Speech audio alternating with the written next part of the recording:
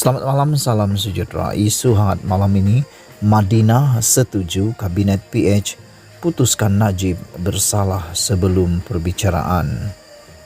Bekas Ketua Audit Negara Tan Sri Dr. Madinah Muhammad hari ini bersetuju dengan cadangan peguam bahawa Kabinet Pakatan Harapan PH telah memutuskan Datuk Seri Najib Razak bersalah walaupun sebelum bekas Perdana Menteri itu didakwa atas tuduhan memindah laporan akhir audit 1MDB. Madinah, 66 tahun, berkata demikian ketika disoal balas peguam Tan Sri Muhammad Safi Abdullah dalam perbicaraan kes yang dihadapi Najib dan bekas Ketua Pegawai Eksekutif 1MDB Arul Kandasamy dan dakwaan memindah laporan akhir audit 1MDB. Muhammad Safi berkata, Tan Sri, Anda menghadiri mesyuarat kabinet untuk memberi taklimat pada 23 November 2018. Anda tahu orang yang menghadiri mesyuarat itu tidak begitu mesra dengan anak guam saya, seperti Lim Guan Eng, Tun Dr. Mahathir, Dr. Wan Azizah dan Muhammad Sabu dan sebagainya. Anak guam saya telah didakwa pada 12 Disember 2018, 2 minggu selepas mesyuarat.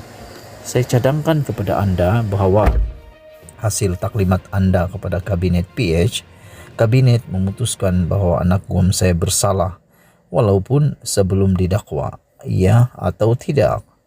Madinah menjawab, boleh saya jelaskan ya Arif?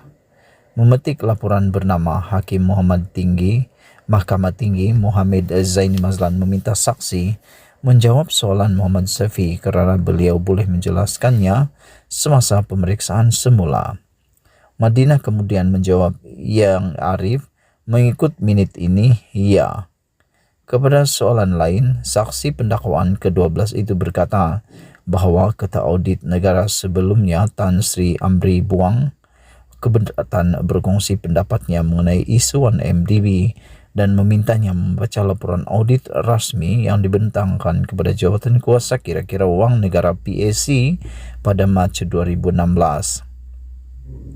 Madinah berkata beliau dan Amrin sangat bimbang terhadap dakwaan berkaitan laporan audit 1MDB yang dibincangkan secara meluas di seluruh dunia tetapi dirahsiakan di negara ini.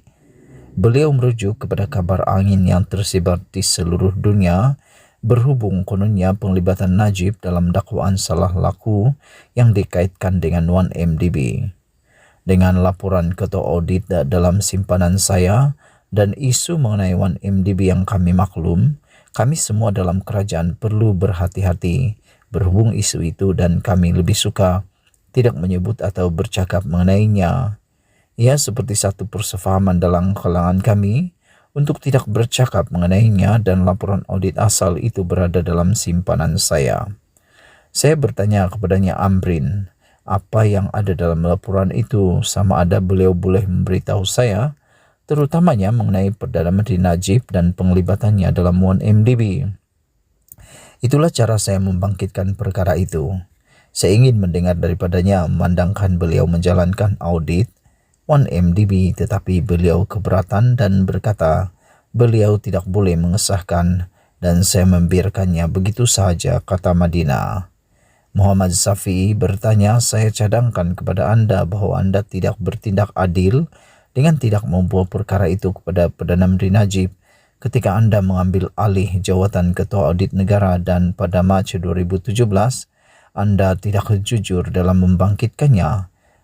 Madinah menjawab tidak. Muhammad Safi bertanya lagi, Anda tidak bersemuka dengan Najib kerana Anda menyedari beliau Najib akan relevan dalam tempoh Anda sebagai Ketua Audit Negara. Anda mendapatnya jawatan daripadanya, Anda tidak membangkitkannya kebimbangan terhadap audit 1MDB untuk melindungi jawatan Anda. Madinah menjawab, tidak. Muhammad Safi bertanya lagi, Anda pergi berjumpa Mahathir kerana Anda menyadari semua orang digugurkan, dikatakan disingkirkan daripada jawatan berikutan kemenangan PH pada pilihan raya 2018. Anda mahu melindungi jawatan Anda dan menjadi seorang lagi Datuk Nur Salwani Muhammad untuk memihak kepada Perdana Menteri ketika itu Dr. Mahathir. Madinah menjawab, saya tidak setuju.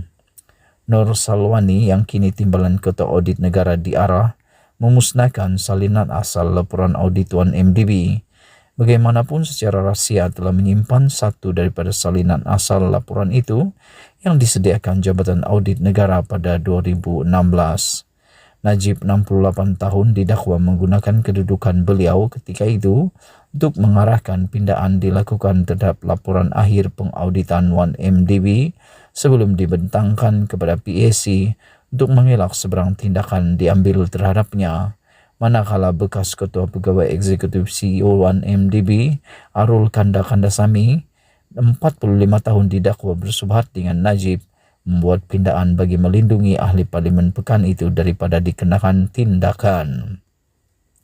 Perbuatan itu didakwa dilakukan di Kompleks Jabatan Perdana Menteri, Pusat Pentadbiran Kerajaan Persekutuan Putrajaya, antara 22 hingga 26 Februari 2016.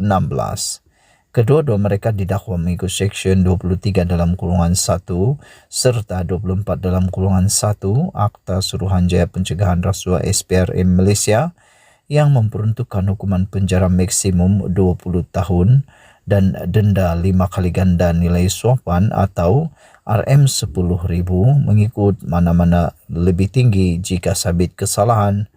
Perbincangan akan bersambung lagi esok. Sekian isu hangat petang ini. Jangan lupa tinggalkan komen anda. Kita jumpa lagi. Bye-bye.